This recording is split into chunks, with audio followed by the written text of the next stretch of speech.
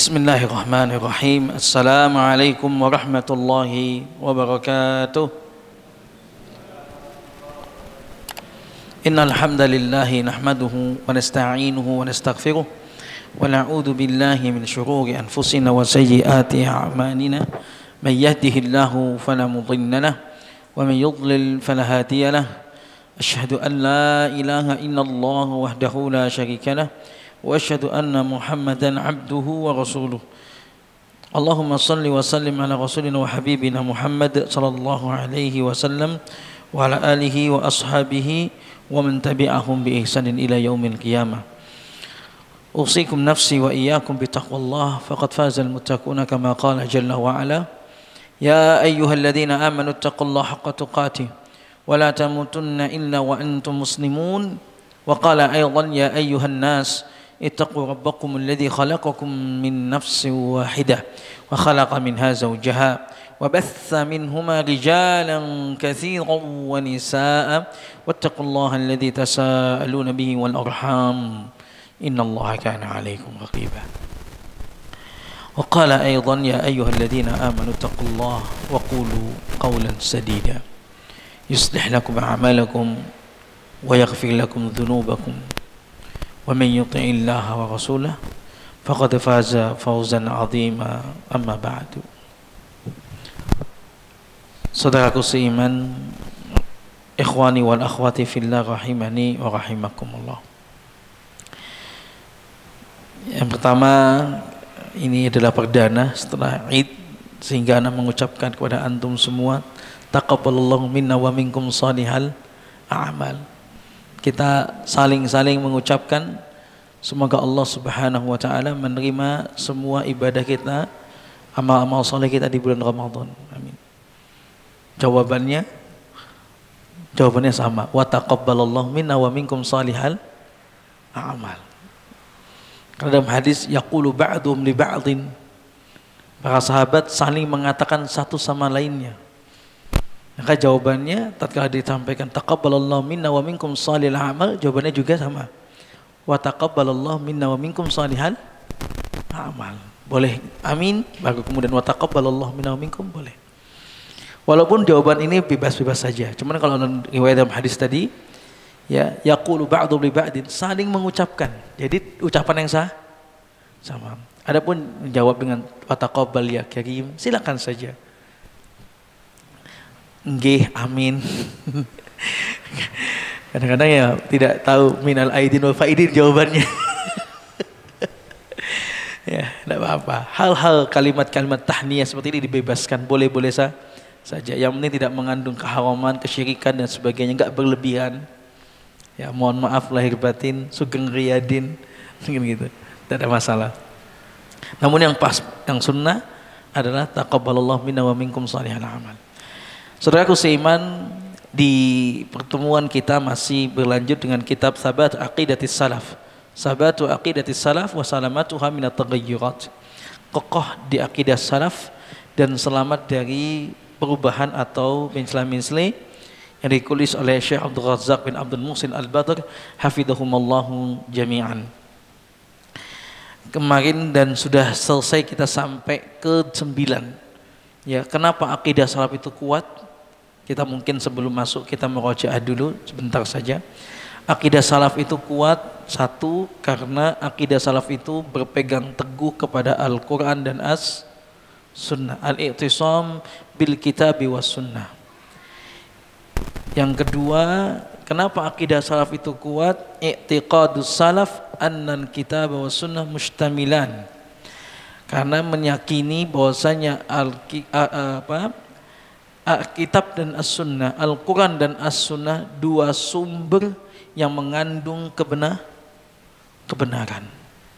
Pasti, dan itu ilmu pasti. Tidak ada perselisihan antara Al-Quran dan As-Sunnah, tidak ada kontradiksi, nggak ada. Kalau ada, berat ilmu kita yang kurang. Kenapa? Karena dua-duanya turun dari Allah Subhanahu wa ta'ala. Karena dua-duanya adalah wahyu. Yang ketiga, kenapa akidah salaf itu kuat? Ar-ruju' ilal kitabi was sunnah fi halil khilaf. selalu kembali kepada Al-Quran dan As-Sunnah bila terjadi perselisihan. Selalu kembali. Yang ditengok dalil Al-Quran dulu dan hadis dulu. Meninggalkan semua pendapat-pendapat dalam artian ungkapan atau akal-akal dari selain Al-Quran dan As-Sunnah. Yang keempat, kenapa akidah salaf itu kuat? Salamatul fitrah. Fitrahnya para ulama salaf atau orang yang berakidah salaf akan Allah luruskan, Allah selamatkan fitrahnya. Ya, karena kita tahu sebetulnya kita itu diciptakan kullu mauludin yuladu 'alal fitrah. Fitrah kita adalah hanif, lurus. Bayi barusan lahir fitrahnya lurus. Ya, maka tatkala dia berakidah salaf itu berusaha meluruskan. Karena semakin dia besar, bengkok dikit-dikit, apalagi kadang orang tuanya juga beda pemahaman dan sebagainya. Maka akidah salaf ini untuk yang meluruskan. Nah, orang berakidah salaf, ulama salaf itu juga fitrahnya lurus. Yang keempat, yang kelima, kenapa akidah salaf kuat? Sihhatu uqulihim. Sehat akalnya para ulama. Mereka tuh menjaga akal mereka, jangan sampai akal mereka masuk dalam atau kemasukan syubhat-syubhat. Karena syubhat itu adalah racun. Orang udah kena syubhat, susah untuk bertobat kadang-kadang. Apalagi syubhatnya pakai dalil, wah susah, nggak ada obatnya itu. Illa hadallah, kecuali Allah beri petunjuk itu. Ya. Jadi dan akidah salaf itu akal kita dibikin lurus. Maksudnya gimana? Akal yang Allah ciptakan ini dijadikan sebagai untuk memahami Al-Quran dan As-Sunnah, bukan malah untuk membantah atau ngotak-ngatik Al-Quran dan As-Sunnah. Itu lurus namanya. Nah, itulah akidah salaf kuat. Yang keenam, kenapa akidah salaf itu kuat dan kokoh? Yajibul itmam lihadil aqidah. Karena orang yang berakidah salaf itu dia akan mendapatkan ketenangan. Itu yang keenam. Orang udah berakidah salaf, udah nggak cari akidah yang lain. Karena merasakan selaras dengan hati nurani. Kok terus diamalkan, kok malah kemudian diyakini semakin nyaman, semakin hidup ini tenang. Ya, Masya Allah. Dan itu fakta itu. Tapi kalau dia masih bukan akidah yang benar, bukan akidah salaf, pemahamannya tidak mengikuti para salafus salih, itu goyang hatinya.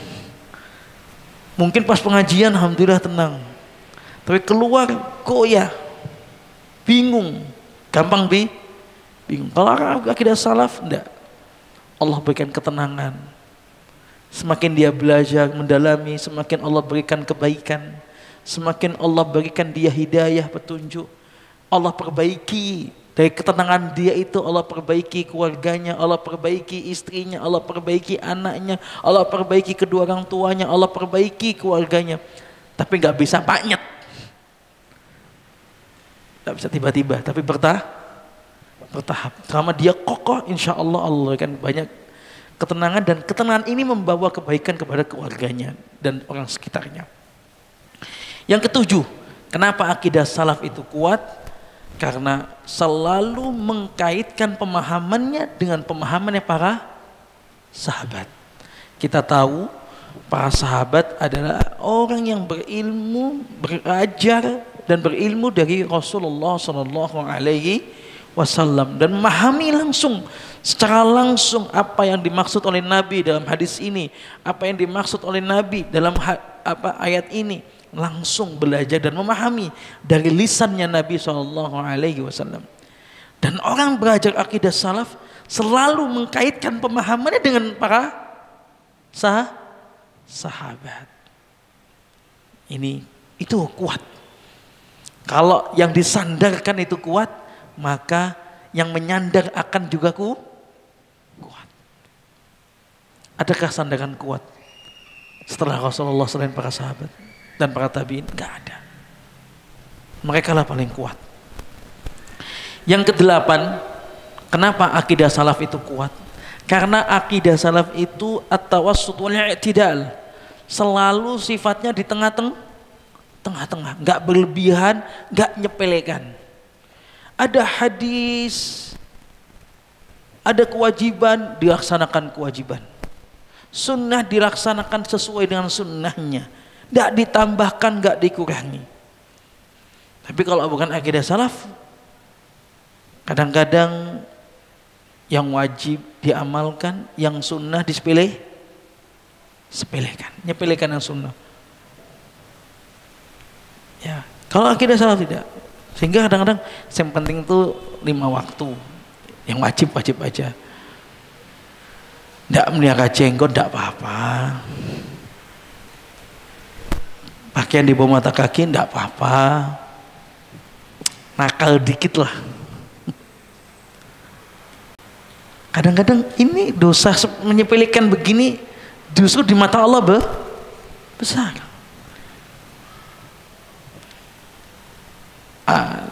Tapi akidah salaf tidak, wajib iya, sunnahnya berusaha diamal. Maka orang yang paling getol dalam mengamalkan sunnah adalah para salaf. Dan itulah akhirnya akidah salaf itu kuat, tertularkan kepada anak-anak dan murid-murid. Kita berusaha seperti itu juga, berusaha mencontoh para ustadz-ustadz kita dalam mengamalkan sunnah yang kita lihat, para masyayikh kita yang kita lihat, kita berusaha. Pun murid-murid kita juga berusaha. Itu benar-benar terdidik seperti itu. Di pondok-pondok salaf juga begitu. Senin Kemis, sholat tahajud, sholat sunnah, diajarkan semua. Biar apa? Ya, tidak berlebihan. Ini wajib, ini sunnah. Oke, jadi selalu ya, atau juga tidak berlebihan terhadap nama dan sifat Allah. Meyakini Allah di atas arsy, ya sudah, Allah yakin di atas arsy. Tidak kita mengatakan Allah di mana-mana, berlebihan ini kemudian. Kenapa berlebihan? Ya sok merasa tahu tentang Allah. Akidah salaf tidak. Yang ke-8, yang ke-9 kemarin terakhir adalah adamu taqdimil aqli 'ala naqli. Tidak pernah akidah salaf itu kenapa kuat? Tidak pernah mendahulukan akal dibandingkan dalil. Tidak pernah. Tatkala diperintahkan, ya sami'na wa ata'na. Sumu li ru'yati wa aftiku li, berpuasa karena melihat hilal, berbuka karena melihat hilal, sudah melihat hilal. Tatkala diperintahkan, ya wa'aful lihya, kenapa hanya mau kok nyukur jenggot kok diancam neraka? Kaki isbal kok diancam neraka? Begitu hadisnya. Ya kita imani. Ya kan? Tidak perlu berpikir lagi kalau itu dari Nabi SAW. Karena memang konsekuensi dari syahadat anna Muhammadar Rasulullah itu kan ada 4. Ada 4 rukunnya. Yang pertama, ta'atuhu fima amar, mentaati apa yang segala diperintahkan sama Nabi. Tatkala kita mengatakan asyhadu anna Muhammadar Rasulullah, aku bersaksi sesungguhnya Nabi Muhammad adalah utusan Allah. Nah, tatkala mengucapkan saksi ini, ada 4 hal yang harus kita amalkan, dan itu haknya Nabi SAW, yaitu mentaati apa yang diperintahkan Nabi. Wa tasdiqu fima akhbara, membenarkan apa yang dikabarkan Nabi. Nabi ngabarin apa? Iman. Apalagi masalah-masalah gaib, adanya dajjal, adanya surga, adanya apa semua, iman. Adanya kintoro, iman. Adanya azab kubur, iman. Sudah, tasdik semua. Tidak ada diseleksi, tidak ada. Wastinabu ma naha anhu wa zajara, dan menjauhkan apa yang Nabi larang dan Nabi ingatkan jangan. Taat sudah, menjauhi. Yang keempat, wa alla yu'badallah illa bima syara'. Hendaklah menyembah Allah, beribadah kepada Allah dengan apa yang disyariat sesuai sunnah Nabi Sallallahu Alaihi Wasallam. Sehingga masuk ini tidak mendahulukan akal. Pokoknya dalil dulu. Jangan seperti ahlu filsafat yang mentuhankan akal sebagai hakim. Akal sebagai hakim untuk dalil. Ngeri kan, Pak? Kalau memang dikatakan kalau memang akal itu adalah Tuhan, lantas kenapa diutusnya Rasul? Ya sudah, nggak butuh Rasul. Adanya Quran, adanya Quran, udah pahami sesuai akal. Ya. Dan ini yang ke-10. Kenapa akidah salaf itu kuat? Dan ini yang kita masuk yang ke-10.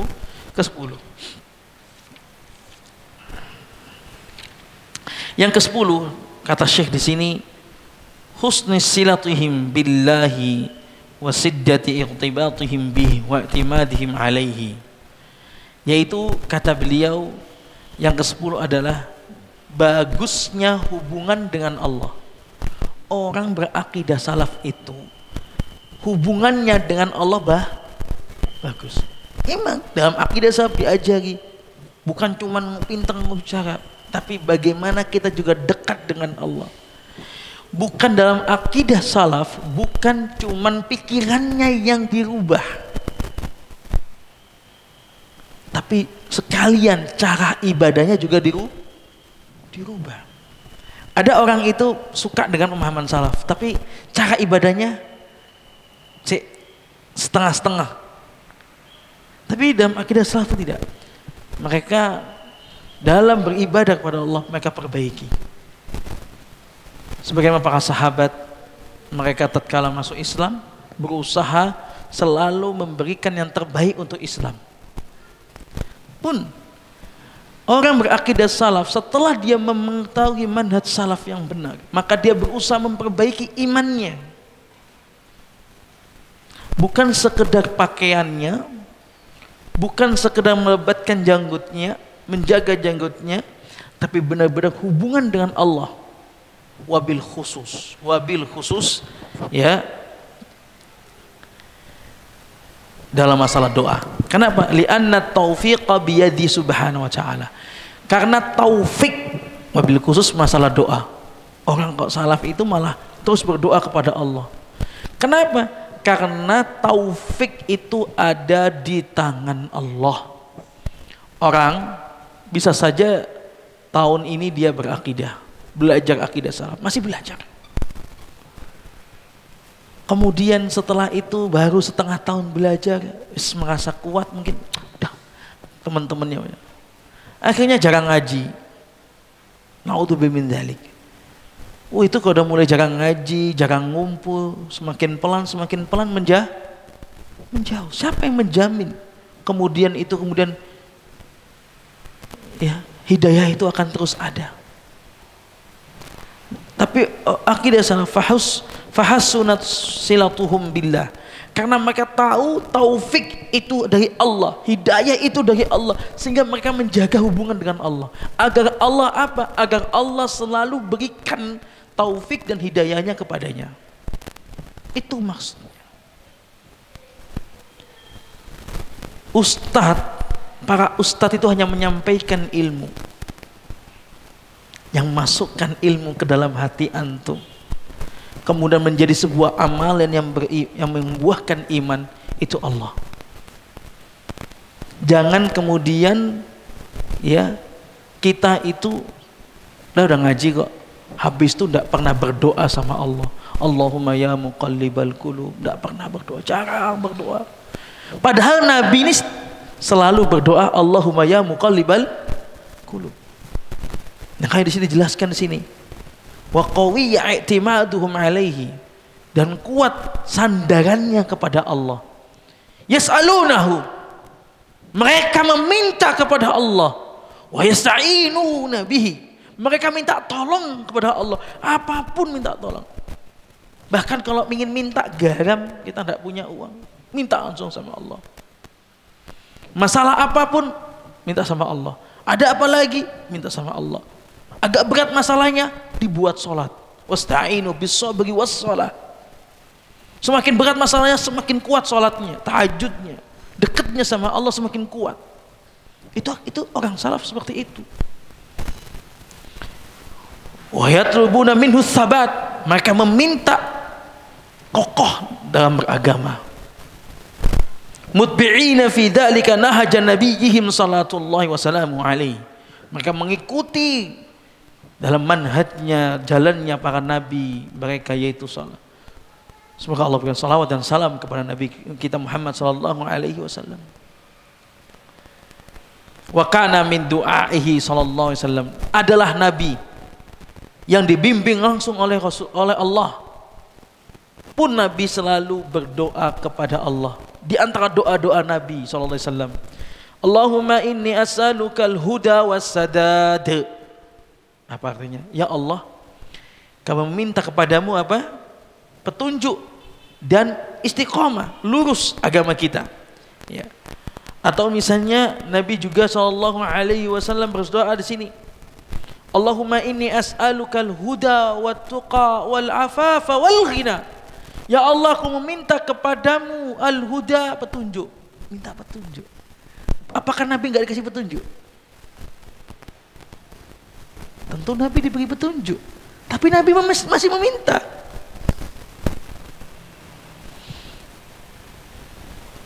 Ya, wat tuqa, ketakwaan. Apakah Nabi enggak bertakwa? Nabi paling bertakwa. Atqakum dia. Yang paling Nabi adalah paling bertakwa, tapi Nabi masih meminta. Wal afafa wal ghina, minta juga apa? Kehormatan. Afaf, menjaga diri, enggak menghinakan diri di hadapan manusia. Kehormatan dirinya dijaga, dia minta. Karena kadang-kadang kita bisa bencana dalam hidup, kita kemudian mengeluh kepada orang lain karena menghinakan diri kita.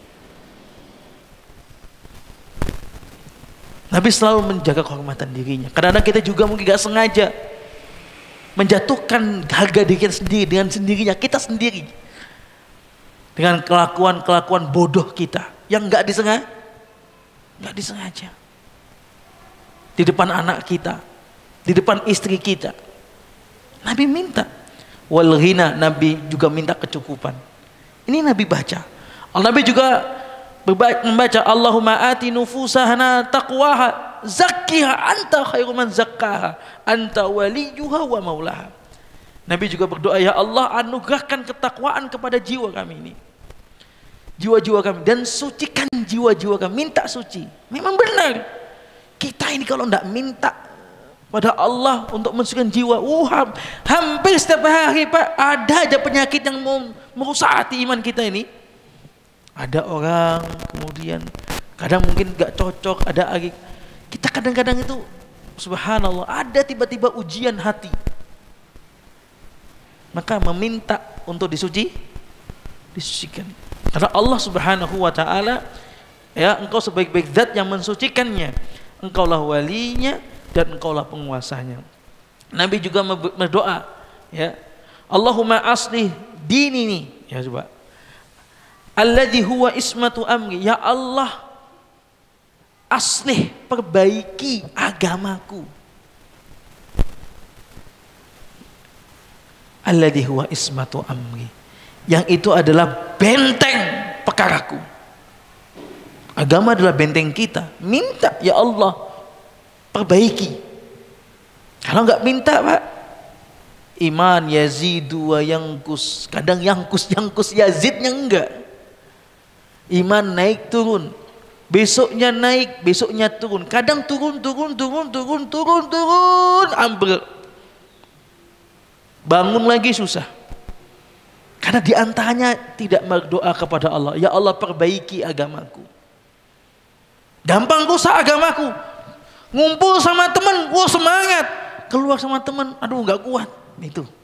Mungkin Anda kurang berdoa.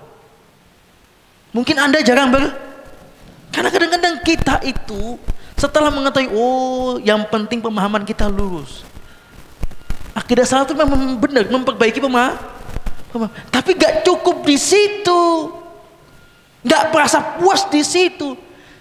Karena salaf itu bukan cuma di pemahaman, tapi di perbuatan, di cara mendidik anak, di cara ibadahnya, di bagaimana ucapan perbuatannya, ucapannya. Salaf itu di semua lini dijaga, lisannya dijaga, semuanya, ibadahnya, sholatnya, bagaimana mentarbiyah dengan cara salaf. Jadi nggak ngambil cuma ini. Begitupun dalam berdoa kepada Allah, memohon iman, memohon hati ini.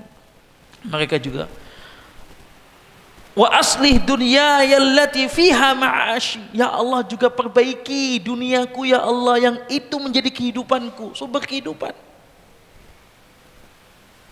Wa asli akhirati allati fiha ma'adi, ya Allah perbaiki akhiratku yang itu tempat kembaliku.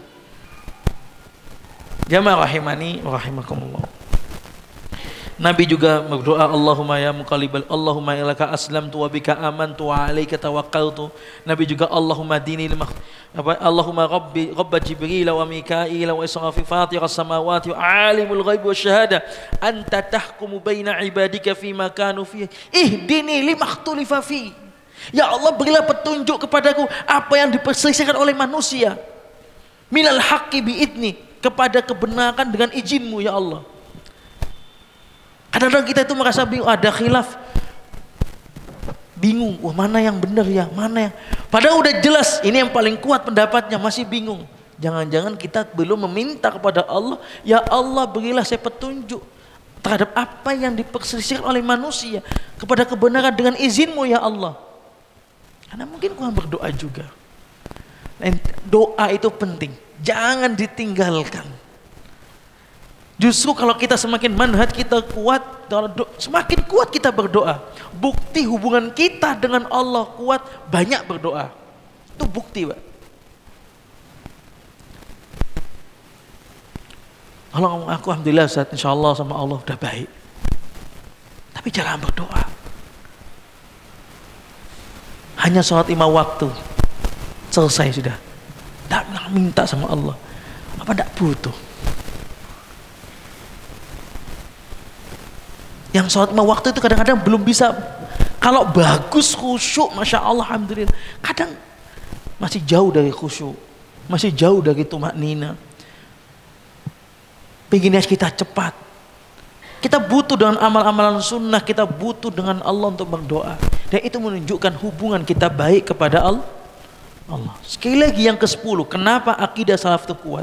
Dan orang yang berakidah salaf itu kuat, hubungannya dengan Allah kuat, yaitu dengan berdoa kepada Allah. Dan doa ini wajib dihafalin, Pak. Ya. Minimalnya doa Allahumma ya muqallibal qulub, ya Allah zat yang bolak-balikkan hati. Tsabbit qalbi, ya Allah tetapkan hatiku ya Allah ala dinik, di atas agamamu ya Allah. Minimal ini. Allahumma inaskal huda wassadat, itu juga penting. Atau Allahumma inaskal huda wat tuqa wal afafa wal ghina. Tolong dibaca setiap hari. Jangan lupa dibaca setiap hari. Selain kita mendoakan kedua orang tua kita, kita baca juga. Baca tidak harus setelah sholat atau sebelum sholat, sebelum sholat. Waktu baca tatkala kita kemudian naik kendaraan, lihat orang berbuat syirik, alhamdulillah, Allahumma nas'aluka huda, Allahumma nas'aluka huda wa sadad, Allahumma ya muqallib. Lihat orang, adanya orang diperlihatkan kita dengan orang yang mungkar. Di antara kalau kita tidak bisa, orang bermaksiat, orang lagi menyimpang misalnya, diperlihatkan, bukan untuk diolok-olok, untuk didakwahkan. Kalau tidak bisa, untuk kita semakin meyakinkan, oh alhamdulillah ya Allah, begitu toh. Ada video barusan saya lihat di Saudi itu, di kuburan kuburan Masjid Nabawi itu ada namanya kuburan Baqi. Lihat videonya ya, ada lihat videonya itu kan. Makin ini bagusan itu. Itu 24 jam ada penjaganya. Kadang ditutup. Pas dibuka dijaga ketat. Bahkan membayar mahasiswa-mahasiswa Madinah untuk menjaga. Nah, Masya Allah, saat itu lagi istirahat. Penjaganya semua. Istirahat dulu, Pak. Gak suwi, Pak. Bukan sehari, bukan 5 jam, sebentar. Orang itu ngapain? Ternyata di video itu minta, nangis di kuburan. Coba, kalau Saudi itu kemudian juga tidak dijaga, ada kuburan Nabi Muhammad SAW, apa jadinya? Mungkin orang akan naik mungkin itu. Dalam waktu sehari bisa negara syirik. Ini menunjukkan keutamaannya dijaga itu. Dalam waktu sehari sekitar Masjid Nabawi perbuatan syirik banyak tersebar. Banyak orang meminta langsung menyebutkan namanya. Sama di Uhud juga begitu. Kita juga jaga gitu, sama. Lengah dikit dan kita orang yang berakidah salaf tidak akan ridho melihat hal tersebut. Nabi disyiriki. Sebagaimana ya Nasrani mensyiriki, berdoa minta kepada Isa. Wa qalatil yahud, apa itu kata Allah Subhanahu wa taala? Qul ya ahlal kitab ta'alu ila kalimatin sawa'in bainana wa bainakum alla na'budu illa Allah wa la nusyrika bihi syai'a wa la yattakhidha ba'duna ba'dan arbaban min dunillah fa in tawallaw faqulu ashhadu bi anna muslimun. Yahudi dan Nasrani sama kita dalam sebuah kalimat yang sama ajakannya, yaitu tauhid, tidak berbuat syirik. Tapi mereka kan tidak boleh mengambil di antara manusia itu sebagai Tuhan, nggak boleh. Sembahan, nggak boleh. Coba kalau nggak dijaga segitunya, ada kuburan itu, subhanallah. Kita tidak boleh ridho, Pak, melihat seperti itu. Itu menunjukkan kita itu lurus. Nah, kita tatkala begitu nggak bisa berdakwah, kita merasa alhamdulillah. Doa sama Allah. Allahumma ya Allah, alhamdulillah ya Allah. Wa syukurillah ya Allah, alhamdulillah. Allahumma ya qalbi, sabbit qalbi ala dinik ya Allah. Mungkin suatu hari kita melihat teman kita menyimpang dari manhaj salaf. Pun kita doa ya Allah. Dulu baik, dulu sering ngaji, oh sekarang kok begini. Alhamdulillah ya Allahumma nas'aluka istiqamah fid din, ya Allah beri saya istiqamah dalam agama ini ya Allah. Doa. Jadi doanya itu tidak harus tatkala sebelum selalu berdoa. Jadi doa di mana? Dan Masya Allah doa itu tidak harus suci. Itu loh. Kapanpun bisa kita berdoa. Walaupun sepakat yang terbaik ya suci, tapi kan nggak ada, nggak wajib. Kapanpun. Berarti bisa ndak kita hubungan baik dengan Allah 24 jam? Bisa.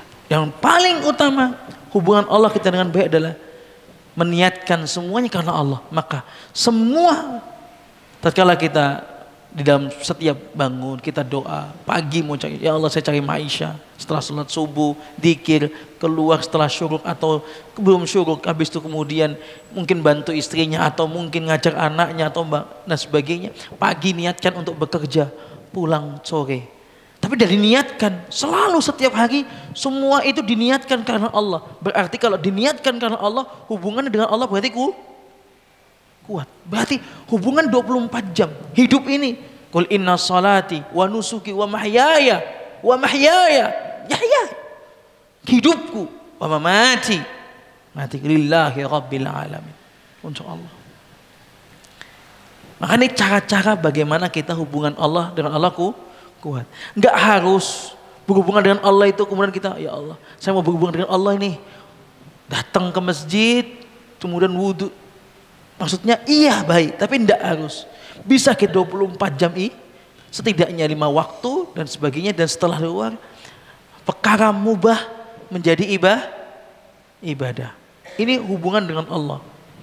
Tapi di sini ditegaskan wabil khusus, yaitu dengan masalah doa.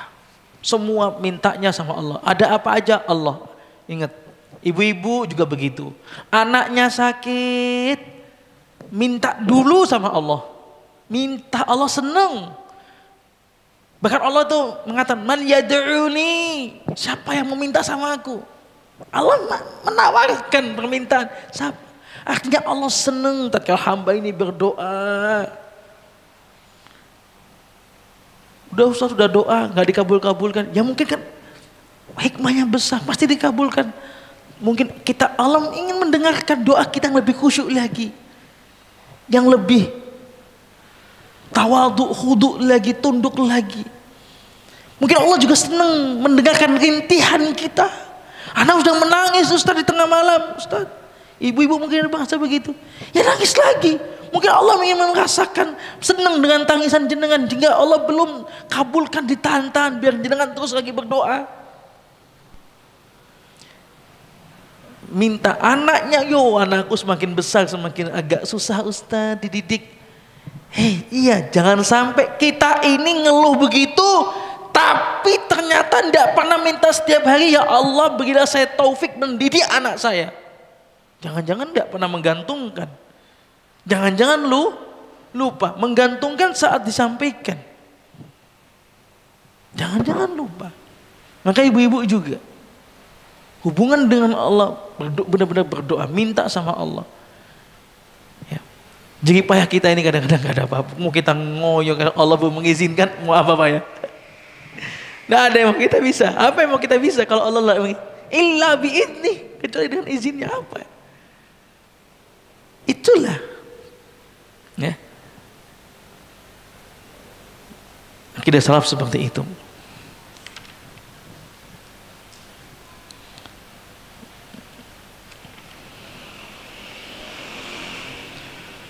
Ini juga ada doa juga, Allahumma zayyina bi zinatil iman, ya Allah. Ya Allah, hiasi kami dengan hiasan iman. Doa-doanya indah. Ya Allah, hiasi hati saya dengan hati iman. Subhanallah. Minta begitu.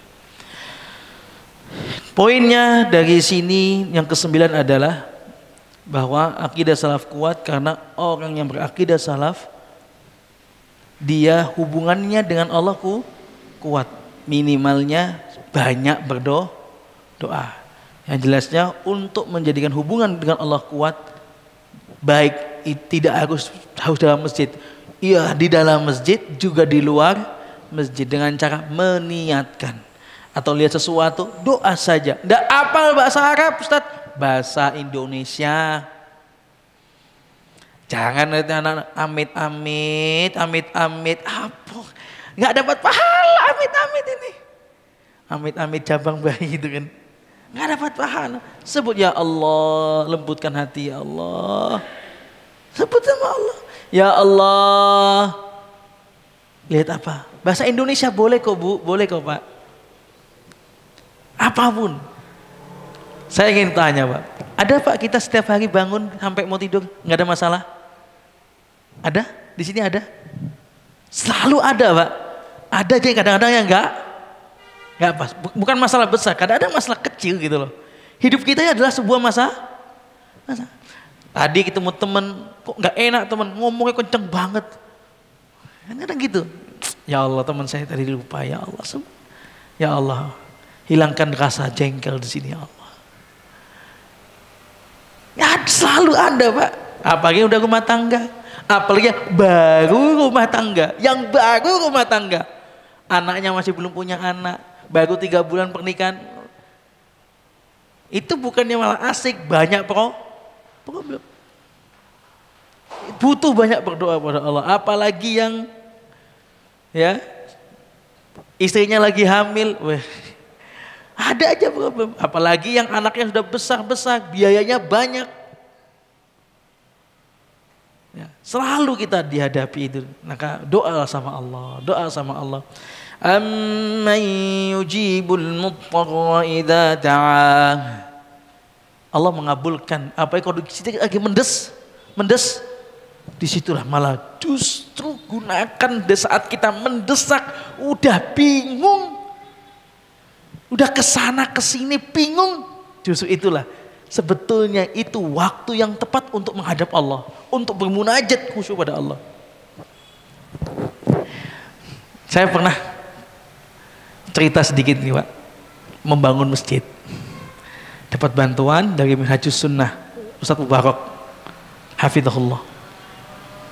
Masjid ini kita bangun, tapi kemudian karena tanahnya tanah bergerak, tanahnya itu tanah lumpur, harus dikasih rabatan gitu kan, biar kuat. Nah ini di luar anggaran, bantu cari Pak.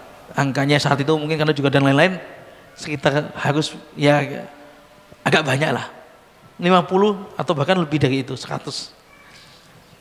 Saya nelpon teman saya yang biasa ya kita support pondok, namanya orang belum tentu kondisinya saat itu ada, qadarullah belum ada, nelpon sana lagi, qadarullah belum ada.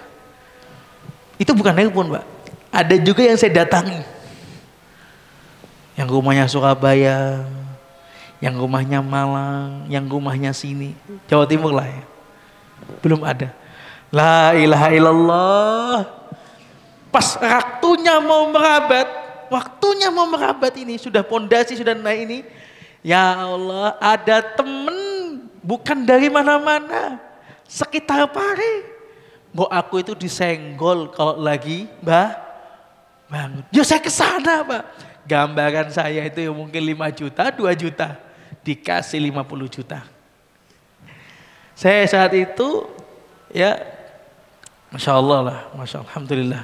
Saat itu Allah mengingatkan saya. Jadi kadang-kadang kita cari jauh kemana-mana. Setelah kita itu pasrah kepada Allah, Allah kabulkan doa kita dari orang terdekat. Itu loh, seperti itu terjadinya. Banyak kejadian-kejadian ini. Saya yakin jenengan juga banyak. Ini contoh-contoh tadi. Ya. Karena Allah juga mengatakan kan, wa idza sa'alaka 'ibadi 'anni fa inni qarib. Kalau hambaku bertanya tentang aku, kata Allah, bertanya tentang Allah, katakan fa inni qarib. Allah itu dekat. Kapan kita merasa Allah dekat, Pak? Kapan jenengan bisa kita rasakan tatkala kita dekat, tatkala sujud, tatkala kita meminta kepada Allah, merasa dekat gak? Merasa dekat. Tatkala meminta, merasa dekat. Ujibu da'watad da'i idza da'an. Allah mengabulkan permintaan, Pak. Makanya tadi subhanallah, falyastajibuni wal yu'minu bi la'allahum yarshudun. Jadi mintalah sama Allah dan itu dekat dengan Allah. Yang selanjutnya, yang ke-11 dan yang terakhir dalam artian untuk pertemuan kali ini,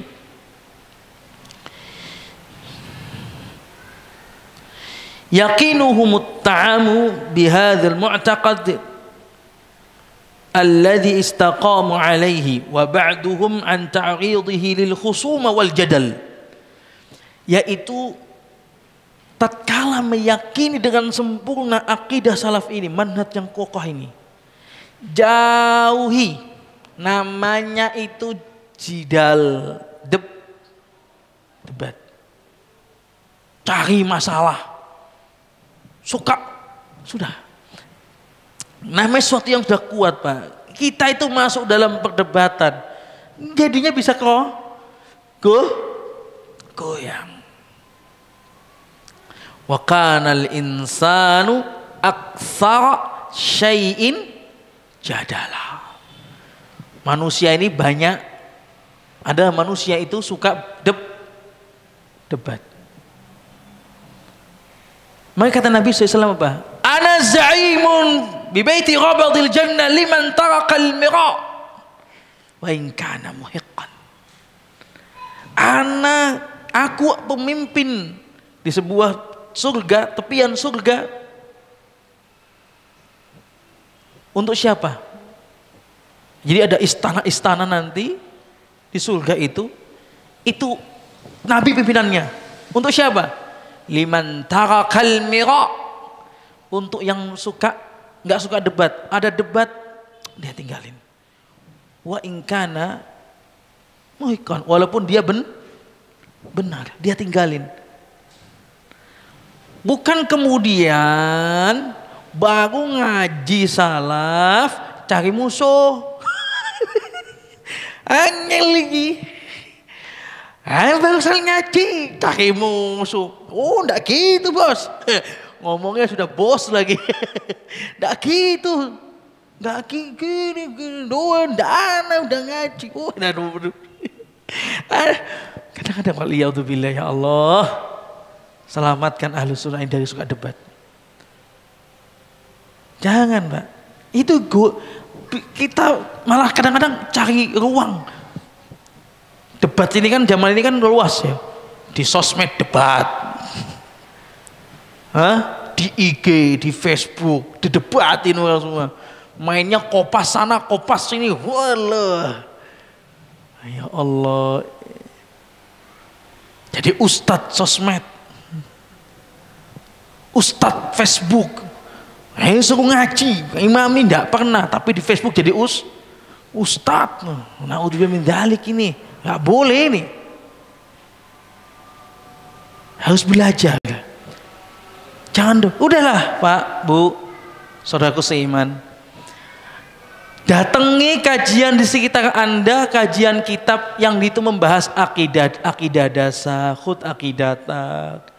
Kemudian kitab tauhid. Dah istiqomah di situ. Enggak usah buka macam-macam media. Enggak usah ngikutin. Ustadz ini lagi punya masalah dengan ustadz ini. Diikuti di Facebook, kepo lagi.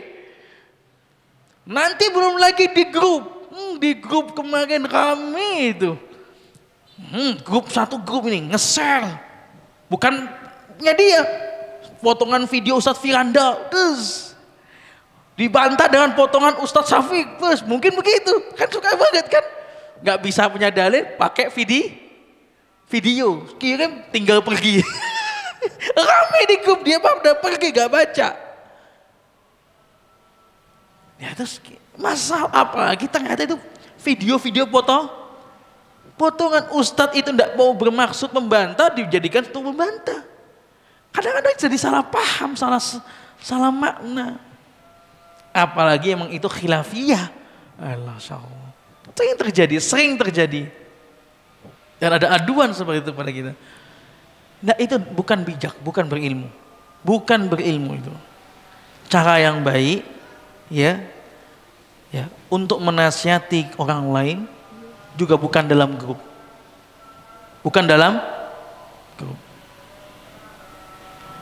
Ya, itu harus secara pribadi. Kalau ingin nasihati, itu pun harus niatnya benar. Itu dulu. Mau ilmunya bagus, niatnya nggak benar ya nggak bagus. Syaratnya niatnya benar. Kedua, yang disampaikan juga benar. Ketiga, dengan cara yang benar. Atau ilmu yang benar dengan cara yang benar. Yang ketiga, ada bekas nanti setelah disampaikan. Kalau ternyata setelah disampaikan, wah nanti ki debat iki. Enggak usah.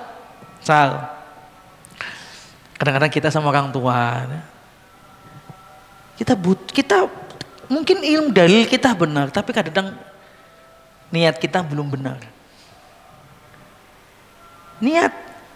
Contoh niat benar, ya Allah ingin agar hidayah kepada orang tua.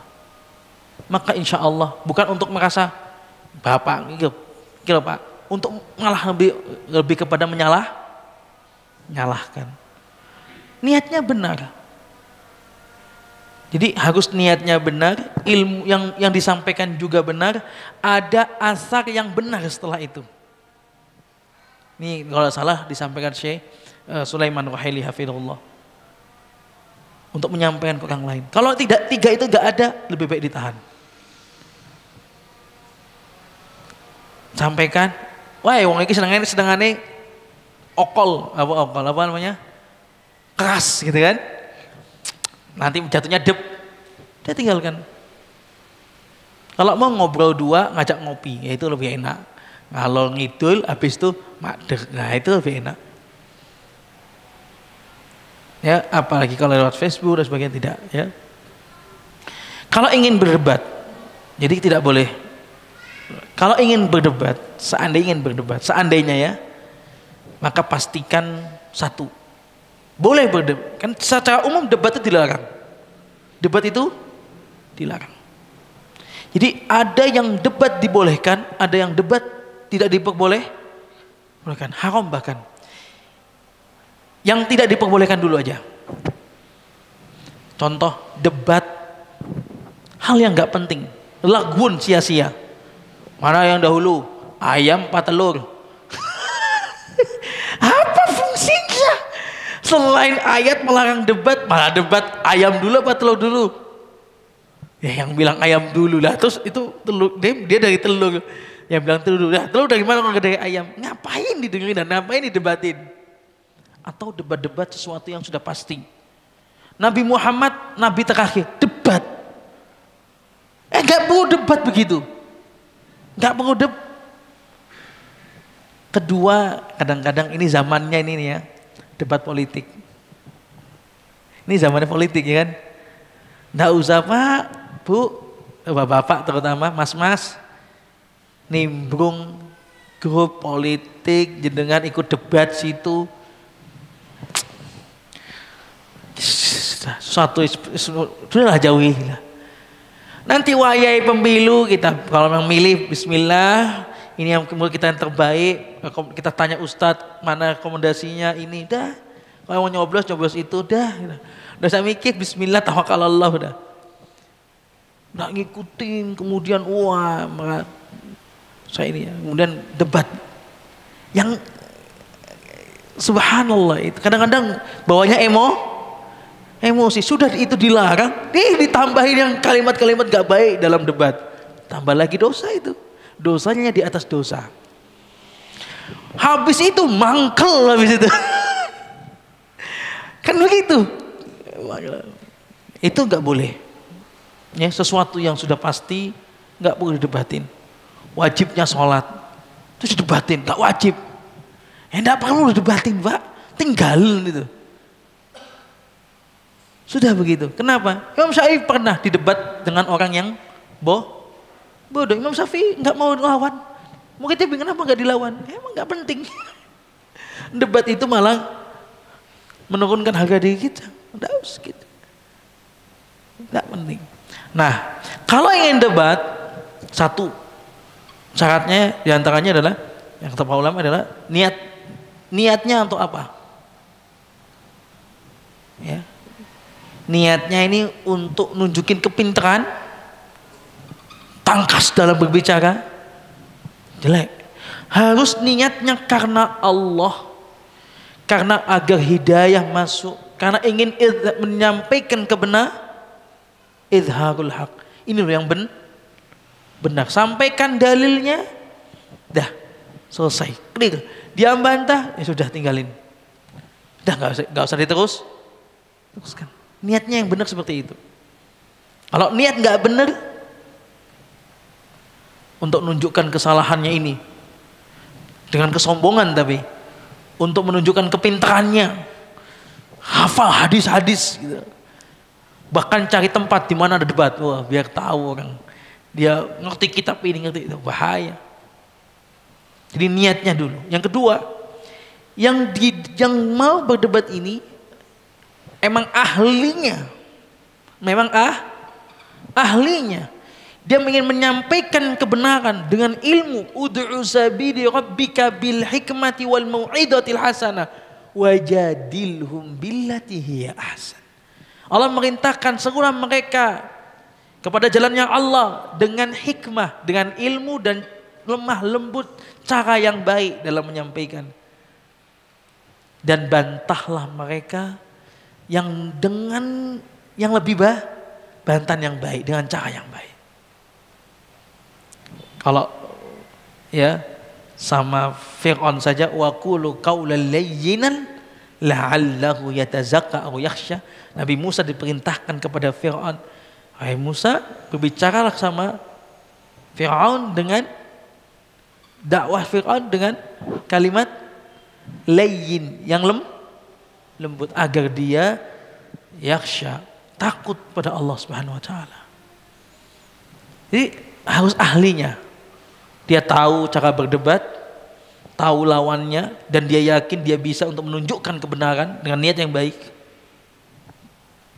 Dia yakin dan dia berilmu. Silakan. Tapi bila dua ini nggak ada, yang ketiga, debat itu yang diperbolehkan. Kalau tadi yang nggak ada, yang diperbolehkan seperti apa? Mungkin ada masalah-masalah khilafiyah yang zaman sekarang. Tapi bukan debat sih, lebih kepada ini loh. Nah ini. Tapi itu pun nggak sampai debat yang harus, bukan debat-debat, tapi debat ilmiah. Misalnya masalah-masalah kontemporer, pakai apa BPJS, bagaimana hukumnya dan sebagainya. Itu pun harus ada ahlinya. Kalau di luar itu jangan suka debat. Apalagi yang muda-muda, ini jangan suka ngikutin masalahnya ustadz. Ustadz ini kalau ini masalah diikutin di YouTube, diikutin di Google. Kubu yang ini, kubu yang suka roja, kubu yang gak suka roja. Aduh ya Allah. Ada beberapa tuh tolib begitu. Anak aja tidak pernah ngikutin. Udahlah kita belajar yang benar saja sudah. Ikuti kajian yang ada, ikuti istiqomah. Tidak perlu buka YouTube, tidak perlu itu sudah. Itu agama seperti itu. Belajar dari guru, dari kitab. Dah duduk majelis. Kalau ingin belajar seperti itu ya, ingin belajar. Bukan buka YouTube, buka Facebook, buka Google, kemudian bukan begitu caranya belajar. Orang buka kitab, duduk depan guru, itu belajar. Istiqomah di situ aja. Dah, biar nggak tahu bermacam-macam. Kadang-kadang bagusan belajar tahu macam-macam, sampai tahu masalah-masalah kayak ustadz ini ngikutin itu yang salafi itu ada 3 macam. Tahu dari mana? Saya aja enggak. Ada salafi itu dibagi 3. Saya selama ini enggak pernah tahu dibagi 3. Sopo yang bagi itu? Pernah dapat begitu Pak? Info begitu. Ya emang di Google ada ternyata. Walah, enggak tahu ada. Ya. Jadi itu ditinggalkan karena memang tujuannya debat itu apa? Jelek. Ini perhatikan. Di antara perkataan para ulama atau para salaf, misalnya qala Umar bin Abdul Aziz, ya terakhirnya. Qala Umar bin Abdul Aziz, "Man ja'ala dinahu ghardan lil khusumat aktsara tanaqqul." Kenapa dilarang kita banyak berdebat? Karena kita kalau banyak debat nanti akhirnya kita bisa bengkok, malah kita nggak bisa istiqomah. Apa katanya Umar bin Abdul Aziz? Siapa yang menjadikan agamanya tujuannya untuk debat, maka dipastikan dia banyak pindah-pindah pendapat. Bisa dipastikan. Goyah pendapatnya. Kalau tujuan agamanya untuk debat, ini menunjukkan jangan jadikan.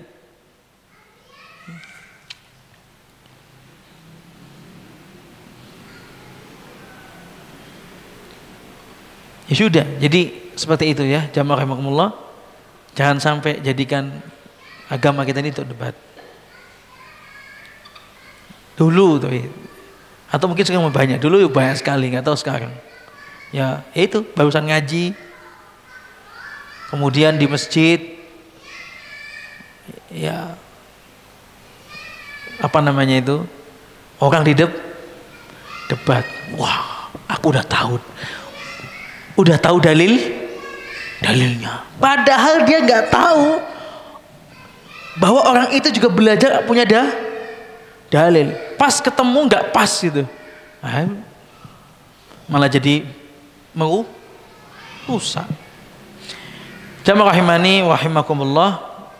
Ini yang kita sampaikan. Insyaallah pada selanjutnya kita akan pertemuan selanjutnya yang kedua, yaitu di sebulan depan insyaallah. Di yang ketiga, besok adalah pertemuan terakhir dari kitab ini. Pertemuan terakhir, ganti kitab lagi. Ya alhamdulillah kita di sini kitabnya kecil-kecil tapi ganti. Insyaallah begitu. Ada pertanyaan? Kalau nggak ada kita tutup. Monggo Mas.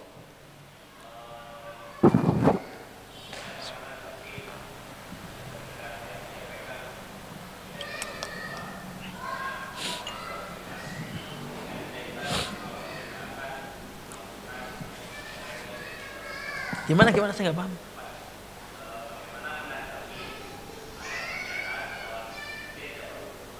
Nggak perlu berdoa. Apa? Karena harus ikhlas.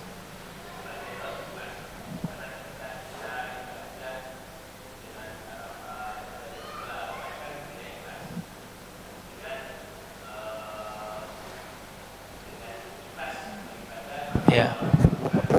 Itu adalah perkataan orang sufi, tasawuf. Nggak perlu kita berdoa kepada Allah. Allah tuh tahu. Nggak perlu kita minta. Allah tahu apa yang kita butuh.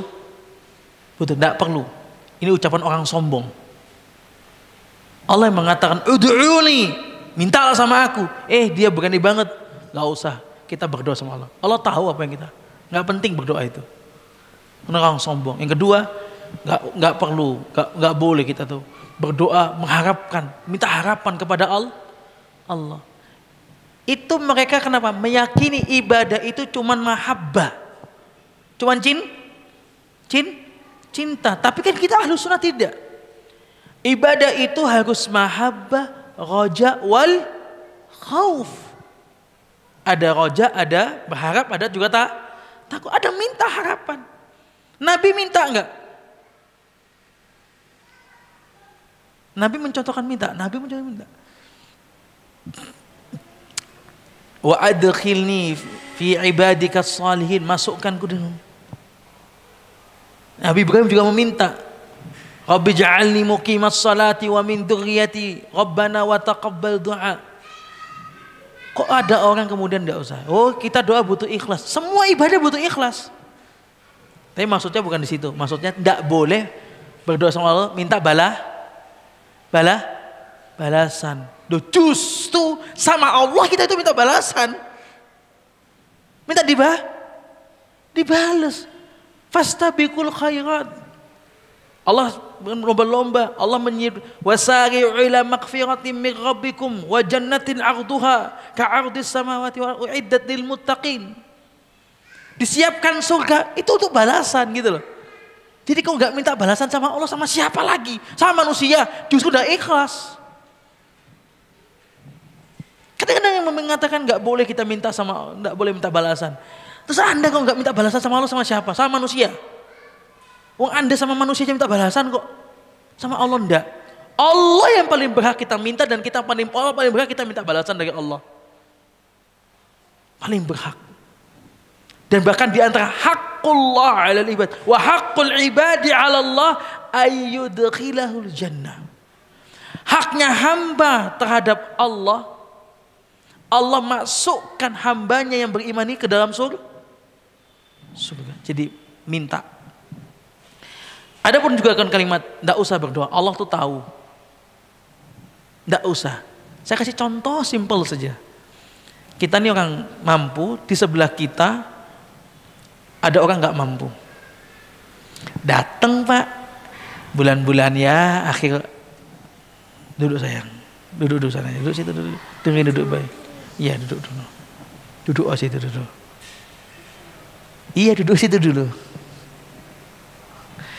Ya.